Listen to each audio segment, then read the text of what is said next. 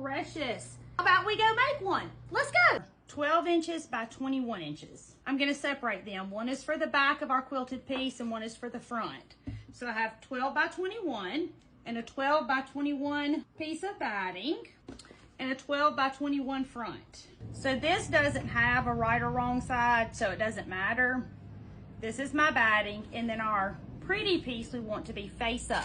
Be sure to put plenty of pins or clips because as you quilt it, your fabric will try to move on you. So just make sure you have enough. We're going to do the same thing to our other two pieces. The backing of your quilted piece right here is not going to be seen in the finished bag. I'm using the same fabric that I'm going to use for the lining of my bag.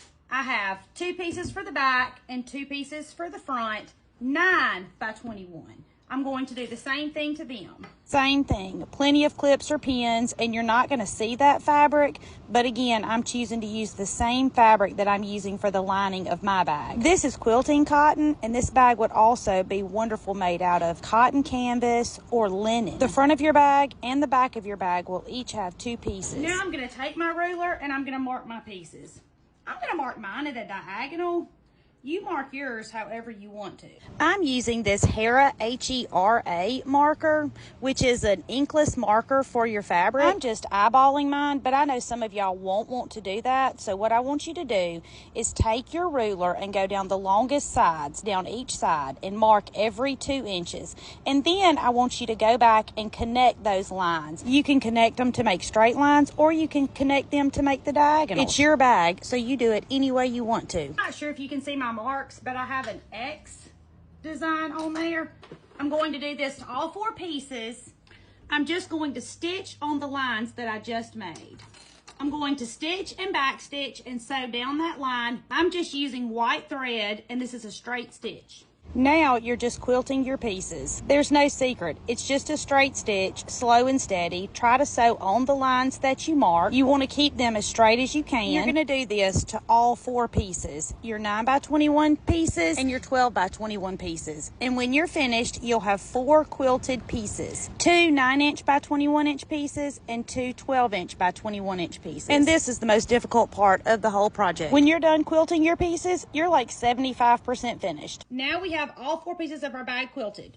This is 12 by 21, 9 by 21. Now we're going to get our straps ready for our bag. So you're going to start with 2 pieces of fabric that are 3 inches wide by 43 inches long, or the width of the fabric, whatever you want to use is fine. You're going to take that piece of fabric to the ironing board. You're going to fold it over in half and iron it down. Then you're going to iron in each side about 1/4 of an inch. Now you're going to fold it back together and you're going to stitch down both sides of each strap, just using a straight stitch and stitching as close to the edge as you're comfortable. Don't forget to back stitch when you begin and when you end, because my grandma said so. We have our 12 by 21-inch piece that we quilted and our straps. So now we're going to add them to it. This will be your next step. You're going to lay it on there, make sure your strap is not twisted, and you're going to measure and come in 6 inches from each side of your bag and pin. I always pin straight up and down so that I can sew on either side of my pins. Pinned our handles to both sides of our bag. Now, I'm going to sew from the bottom up.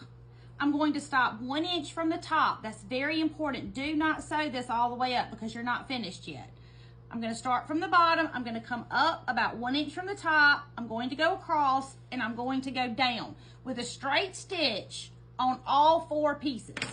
Now you're basically just sewing over the stitches that you made when you sewed your straps. You're sewing as close to the edge of your strap as you're comfortable with a straight stitch. Don't forget to back stitch at the beginning and at the end. This bag has to be one of the cutest things we have ever made. I am so dang tickled over it. This is the top of your bag. So the next thing we're going to do is add the bottom of your bag.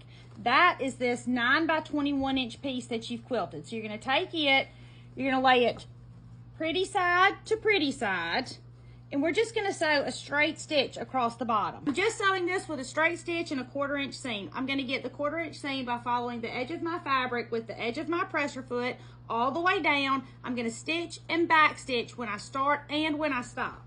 This pink going on the bottom of this blue floral with the yellow handles is really, really pretty. The next thing you're gonna do is top stitch. And by top stitch, I just mean a straight stitch. You're gonna open your bag up and top stitch it down so that it lays flat. Do you see how nice that looks? Now I'm gonna do the same thing to the other piece. Top stitching is one of those things I didn't do a lot of when I first started sewing. It was an extra step, didn't seem necessary, but I promise, take the few minutes, do the top stitch. It takes your project from homemade to handmade. Now we're gonna take one side of our bag and lay it face up. We're gonna take the other side of our bag and lay it face down. And we're gonna sew here, here, here. We are not gonna sew the top because we don't wanna sew the top of our bag shut. If you're a pinner or a clipper, this is where you will pin or clip. I'm only going to clip where my seams meet because I do want those to meet on each side of the bag. I'm just sewing this with a straight stitch, stitching and back stitching when I start and when I stop. The next thing we're gonna do is we're gonna box our corners. And I'm gonna come all the way to the very tip and I'm gonna measure in 4 inches and I'm gonna draw a line. Then I wanna feel and make sure these two seams are on top of each other. And when they are, I'm gonna draw a line across my bag. And I'm gonna go do the same thing at the other end. I'm using a Sharpie to mark my bag, and don't freak out. It's gonna be on the inside, you're not gonna see it. But use whatever you want to mark yours. I'm going to sew down this line and this line. I'm sewing directly on the line that we made. And then I'm going to cut this off. Then I'm doing exactly the same thing to the other corner. When you cut it off, make sure you don't accidentally cut your seams. Now the outside of our bag is finished. Now we're gonna do the lining. The reason we're lining this bag is because you have all of this ugliness that we don't wanna see. So we're gonna put a lining in it and that's gonna hide all of this. You're gonna start with 2 pieces of fabric that are 20 inches wide by 21 inches. Now I put a clip up here to remind me that this is the 20-inch side because 20 by 21, after you cut it and you lay it to the side, you come back, you have to remeasure it to figure out what you're doing because it almost looks square. You're going to sew here, across the bottom, and up this side, except you're gonna leave this hole. Now, we are not sewing the top because this is the top of our bag and we do not want to sew that shut. Straight stitch, 1/4 inch seam. Don't forget to back stitch at the beginning and at the end. You can use any color for the lining, but I do recommend you use a light color. I drew these 2 marks to remind me not to sew this hole closed. So I stitched here and I'm gonna come back and start here and I'm gonna go all the way around the bag, except I'm not gonna sew the top shut. Now your bag is pretty bulky because it's quilted, so be sure you don't leave your hole too small. But remember, the bigger you leave it, the bigger hole you have to close up. And we do want it to look nice, so don't leave it too big. Here's the lining of our bag. We left the top open, the 20-inch side is the top, we left it open. We sewed here, we left this hole open, and then we sewed down to the corner, across the bottom, and back up the other side. Now all we're doing is boxing the corners of our lining because y'all yelled at me for not doing it in the other tote video. And if we're being honest, I usually box the corners of the bag, but I do not box the corners of the lining. So if you're asking me, skip this step because your bag's still beautiful and no one's looking in the bottom of it to see if you box the corners of the lining. So we have our lining. Now we're gonna turn our lining right side out. Then we're gonna take the front of our bag we've already made, leave it inside out, and we're gonna put our lining down inside our bag. You're gonna line up your seams on the lining and on the outside of your bag. Pretty side to pretty side. Finish seam, finish seam. So you have the raw edges on both sides and raw edges all the way around. Remember, we didn't sew the top of our handles. We're pushing our handles in and we're gonna clip or pin this together all the way around our bag. So I've clipped the lining to the outside of my bag all the way around. Now I'm just gonna sew a straight stitch in one big circle. You have this step and one more and you are finished, and this bag is going to be ready to go out to whoever that special person is. This is a super easy beginner sewing project, a good many steps, but not difficult. Now you're gonna reach inside your bag and find the hole that you left. You're gonna stick your hand in it, pull your whole bag out.